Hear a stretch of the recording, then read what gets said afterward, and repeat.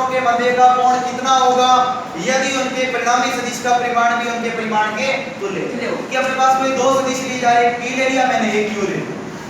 अब ये दोनों इनका परिमाण है, इनका मान आपस में क्या है, बराबर दिया हुआ है, पर बोला जा रहा है इनका परिणामी हम लोग क्या लेते हैं r, इसका भी जो परिमाण है वो इनके दोनों के क्या है, बराबर है। अर्थात तीनों का परिमाण आपस में क्या हुआ, ये बोला जा रहा है क्वेश्चन में कि इन दोनों का परिमाण बराबर है, दो सदिशों का, और जो तीसरा सदिश है परिणामी सदिश, इसका जो परिमाण है वो भी इनके बराबर है, यानी कि तीनों आपस में बराबर है। तो इन के बीच जो कोण होगा वो कितना होगा। अब देखिए कितना होगा, फॉर्मूला क्या बताया मैंने आपको, r² बराबर √p² प्लस q² प्लस में 2pq cos ऑफ थीटा। ये चीज होती कि नहीं, ये पढ़ा आपने परिणामी सदिश का फॉर्मूला, किन्हीं दो सदिशों के लिए बीच का परिणामी निकालना तो हम लोग ये फॉर्मूला लगाते हैं, थीटा निकालना तो भी इसी से आएगा। अब आप लोग देखिए, अब अपने को दिया जा रहा है ये तीनों आपस में क्या है, बराबर, r बराबर p बराबर q। अब मैंने लिख दिया r² बराबर, स्क्वायर लगा दो या रूट नहीं लगेगा, स्क्वायर लगा दो या रूट नहीं लगेगा। अब अपने को क्या करना है, इसकी जगह मैं r² लिख सकता हूं क्योंकि ये आपस में बराबर है, इसकी जगह भी क्या आएगा r² r into r क्या हो गया, ये तो r² बना के नहीं बना। अब अपने पास होगा r² बराबर r² और r² कितना हुआ, 2r² हुआ, और प्लस में ये कितना पड़ा आपके पास 2r² और साथ में cos ऑफ थीटा। अब अपने पास होगा r² बराबर, इन दोनों में से 2r² कॉमन आ रहा है कि नहीं आ रहा, अतः क्या बचेगा 1 प्लस cos ऑफ थीटा। अब आपको पता है r² से r² कट गया, दो भाग में आ जाएगा, 1/2 बराबर 1 प्लस में cos थीटा, एक इस साइड जाएगा तो किसका होगा भाई, माइनस का, cos थीटा बराबर आया -1/2। अब cos के अंदर -1/2 कितने डिग्री की वैल्यू होती है, 120, 120। थीटा का मान कितना आएगा, 120 डिग्री। जहां मैं डब्बा उसको बंद कर दिया करता है बहुत। तो नेक्स्ट क्वेश्चन हमारे पास क्या है कि एक कण पर 3 न्यूटन व 4 न्यूटन के दो बल परस्पर लंबवत कार्यरत हैं। F1 का मान हमें दिया जा रहा है 3 न्यूटन और F2 का मान हमें दिया जा रहा है 4 न्यूटन, और इसमें क्या बोला जा रहा है, परिणामी बल का परिमाण तथा दिशा ज्ञात कीजिए। तो परिमाण कैसे ज्ञात करना है आप लोगों को ध्यान से देखिए। थीटा आपको बोला जा रहा है 90, क्यों, क्योंकि क्वेश्चन में बोला गया है कि F1 और F2 आपस में दोनों क्या है, लंबवत काम कर रहे हैं। तो परिणामी बल का सूत्र क्या होगा, F1² plus F2² plus 2F1 F2 cos of theta. ये चीज बनेगी। F बराबर F1 का मान कितना है, 3 का स्क्वायर होता है 9, 4 का स्क्वायर होता है 16, 2 × 3 × 4 × cos 90, ये आएगा। F बराबर 9 16 तक 25, cos 90 का मान 0, तो पूरे को क्या बना देगा ये 0, क्या बनाएगा कि नहीं बनाएगा। और 25 का रूट होता है 5, से कितना है 5। क्वेश्चन है सदिश A वेक्टर बराबर कितना दिया हुआ हमें 5i कैप प्लस का 12j कैप, और क्या ज्ञात करना है, परिमाण और दिशा ज्ञात करनी है। अब सामने देखिए हमारे पास सूत्र होता है परिमाण का ax² प्लस में ay², ठीक है। तो आपके पास होगा ये मान ax होता है, ay का होता है, 5 का स्क्वायर कितना हुआ 25, 12 का स्क्वायर 44, तो ये हुआ 178 जो कि 13 परिमाण है, बोलना नहीं। अब हमें इसकी दिशा ज्ञात करनी है। मैंने सूत्र बताया tan थीटा बराबर ay/में ax, होता है कि नहीं होता है ना, ay/x होता है। अभी भी तो आपको बताया था मैंने, डेरिवेशन किया द्विविमीय निर्देशांक के लिए, तो सूत्र क्या होता है उसका ay/में ax। तब अपने पास क्या होगा, tan थीटा बराबर ay का मान कितना है 12 और ax का मान कितना है 5, थीटा बराबर आएगा tan इनवर्स 12/में 5। यदि सदिश A वेक्टर बराबर 3i कैप माइनस का 2j कैप और प्लस का कितना है 5k कैप हो, तो सदिश A का परिमाण व इसकी दिशा में एकांक सदिश ज्ञात कीजिए। तो देखो हमें परिमाण ज्ञात करना है, तो हम क्या करेंगे, 3 का स्क्वायर होता है 9, 2 का स्क्वायर होता है 4, 5 का स्क्वायर होता है 25, तो कितना हुआ टोटल,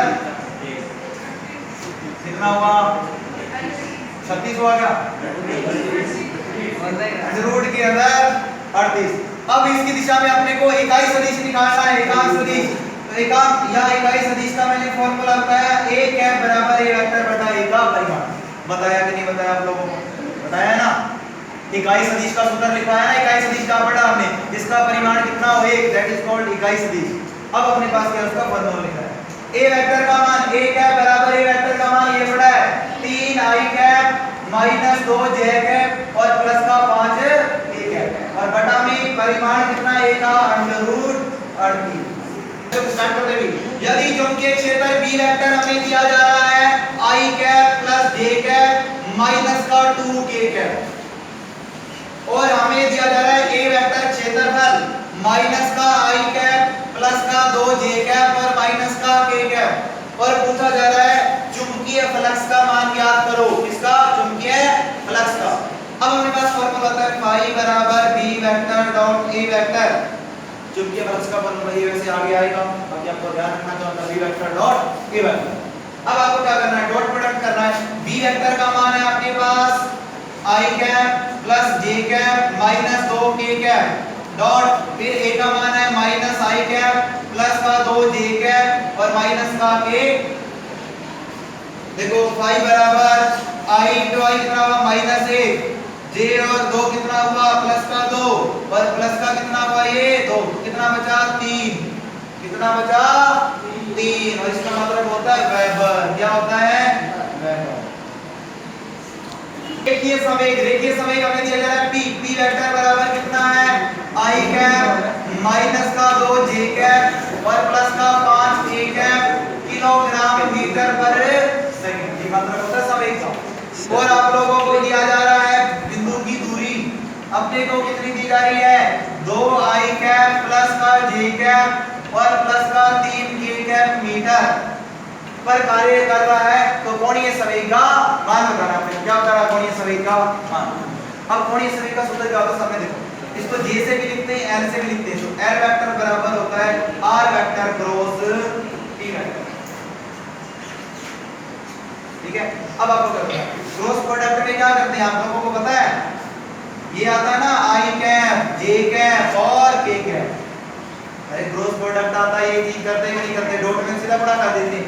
ये अपने करेंगे 1 है माइनस 2 प्लस का 5 फिर प्लस का 2 प्लस का 1 प्लस का 3 है कि नहीं है? है ना अपनी बात। अब इसको कैसे करना है?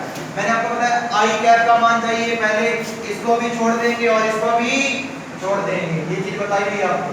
इसको छोड़ दिया, इसको छोड़ दिया, 3 का 2 के साथ किया माइनस का 6, बीच में साइड किसका आता है माइनस का, 5 का 1 के साथ किया तो 5, फिर किसका आता है माइनस का j कैप आता है, इसको भी छोड़ दिया, इसको भी छोड़ दिया, 3 का 1 के साथ किया 3 माइनस 5 का 2 के साथ किया 10, फिर आता है प्लस का k कैप, फिर हमारे पास कितना आएगा, इसको छोड़ दिया, इसको छोड़ दिया, 1 का 1 के साथ किया 1 साइन आता है माइनस, 2 का 2 के साथ किया माइनस 4, एक ऑलरेडी माइनस है तो माइनस माइनस कितना हुआ प्लस का। अब आप लोग क्या करोगे, माइनस का 11 i कैप और कितना होगा ये माइनस का 7 और माइनस माइनस प्लस हो जाएगा, प्लस का 7 j कैप और 4 और 1 5 k कैप। बट हमें इसका परिमाण चाहिए। परिमाण के लिए क्या करेंगे आप लोग, इसका परिमाण निकालेंगे। 11 का स्क्वायर 121, 7 का होता है 50, 5 का होता है 25, तो टोटल कितना हुआ 195। अब मेरे पास किसी क्षण t पर किसी कण की स्थिति का समीकरण क्या दिया जा रहा है, x बराबर 4t² + 6t + 5 और हमसे पूछा क्या जा रहा है, x जो है यहाँ पर मीटर के अंदर है और जो t है वो किसके अंदर है सेकंड के अंदर है और कण का प्रारंभिक वेग पूछा जा रहा है। तो वेग निकालने के लिए हमें क्या करना पड़ेगा, इसका अवकलन, जो कि क्या होता है फॉर्मूला dx dt। अरे ये तो होता है वेग बराबर कण की स्थिति में परिवर्तन की दर को, विस्थापन में परिवर्तन की दर को। 4 तो कांस्टेंट है, छोड़ दिया, t² का कितना होगा 2t, 60 का 6 और 5 कांस्टेंट का 0, v बराबर कितना आएगा 8t प्लस में 6। अब इससे पूछा जा रहा है, एक नंबर में पूछा जा रहा है कण का प्रारंभिक वेग। प्रारंभिक वेग मतलब चलना आपने प्रारंभ किया जब t की वैल्यू कितनी रहती है, प्रारंभिक वेग की t कितना होता है हमेशा 0, कितना होगा भी प्रारंभिक वेग में t आप कहेंगे 0, तो कितना आएगा ये 6 मीटर प्रति सेकंड। 8 को तो 0 बना देगा ना। 2 में क्या पूछा जा रहा है आप लोगों से, कण का t बराबर 2 सेकंड पर वेग, t का मान हम लेंगे 2 सेकंड के वेग निकालेंगे। v बराबर t की जगह रख दिया 2, थोड़ा से कितना होता है 22, तो आएगा 22 मीटर प्रति सेकंड। 3 नंबर में क्या पूछा जा रहा है, कण का त्वरण, त्वरण निकालना है तो हमें वेग में क्या करना पड़ेगा, परिवर्तन, यानी कि वेग का एक बार फिर से अवकलन करेंगे। तो अपने पास क्या होगा, देखो 8t का हो जाएगा 8, 6 का होगा 0, a बराबर आएगा 8 मीटर प्रति सेकंड स्क्वायर। फिर पूछ रहा है हमारे पास इसी में t बराबर 3 सेकंड के ऊपर विस्थापन कितना होगा, तो विस्थापन का समीकरण ये रहा। अब इसमें कितना पुट करेंगे हम, t का मान 3 सेकंड, तो कितना होगा s बराबर 4 इंटू 3 का स्क्वायर कितना होता है 9, प्लस 6 इंटू में 3 प्लस का 5, तो कितना होगा ये 36 प्लस में 18 प्लस में 5, तो कितना होगा ये 41, 59 आ जाएगा 59।